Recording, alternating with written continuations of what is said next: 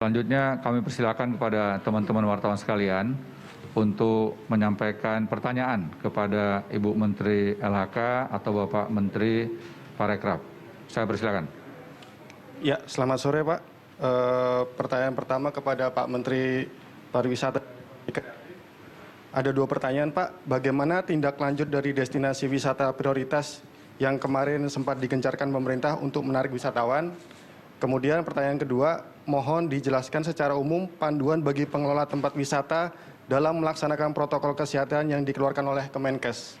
Pertanyaan untuk Ibu Menteri, adakah dampak positif dari pembatasan kunjungan selama COVID-19 lalu terhadap pelestarian lingkungan di area wisata konservasi yang sempat tidak dikunjungi wisatawan? Demikian Pak, selamat sore, terima kasih. Ya, terima kasih. Terima kasih.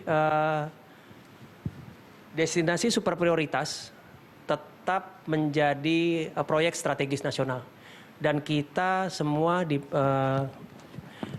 Kementerian Pariwisata dan Ekonomi Kreatif maupun kementerian dan lembaga terkait yang mendukung ke arah sana tetap melanjutkan persiapan destinasi super prioritas tersebut, sehingga diharapkan pada saat nanti keadaan jauh lebih baik, bahkan setelah nanti diharapkan vaksin sudah ditemukan, semua destinasi sudah siap untuk dikunjungi. Jadi kami tetap mempersiapkan itu sesuai dengan rencana yang kita persiapkan, pemerintah persiapkan sejak awal sebelum COVID-19. Dan panduan secara umum, misalnya seperti jaga jarak, ya, cuci tangan, dan lain sebagainya yang akan diterapkan juga di wisata alam.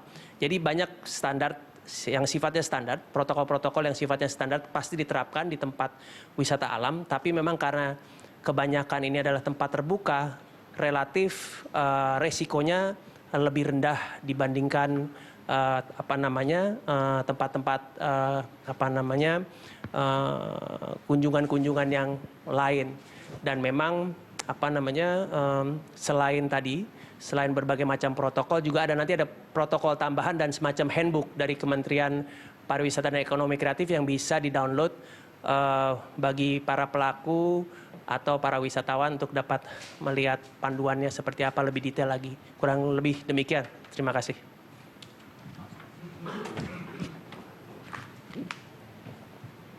Terima kasih.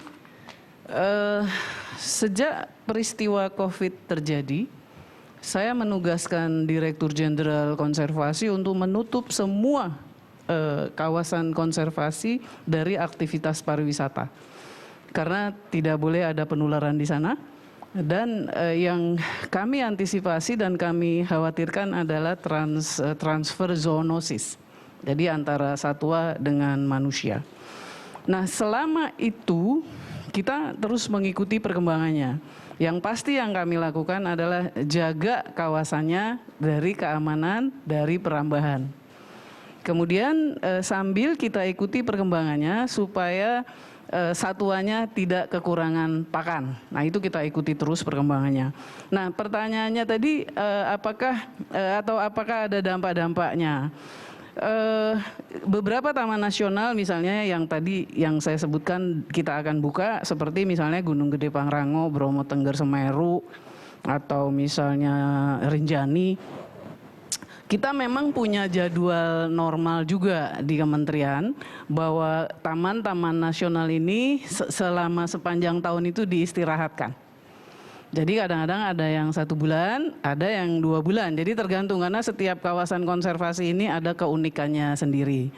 Oleh karena itu selama peristiwa dia ditutup, kita terus ikuti aktivitas misalnya gajah-gajah di Waikambas atau satwa-satwa lain ataupun aktivitas lain. Jadi tapi secara prinsip bahwa taman-taman nasional atau wisata alam ini pada dasarnya memang ada langkah-langkah reguler untuk diistirahatkan. Jadi begitu ininya situasinya. Terima kasih. Terima kasih kepada Ibu Menteri LHK dan juga Bapak Menteri Pariwisata dan Ekonomi Kreatif serta Bapak Aryo yang mewakili Menteri KKP. Sekali lagi teman-teman wartawan sekalian, kami mohon doa restu sehingga program yang dilaksanakan oleh pemerintah untuk tetap menjaga keselamatan dan keamanan masyarakat dari ancaman COVID tetap bisa berlangsung dengan baik, tetapi masyarakat tetap produktif sehingga kehidupan bisa lebih baik dan masyarakat bisa beradaptasi dengan kehidupan baru dengan tetap memperhatikan protokol kesehatan, pakai masker, jaga jarak, dan cuci tangan. Demikian, terima kasih.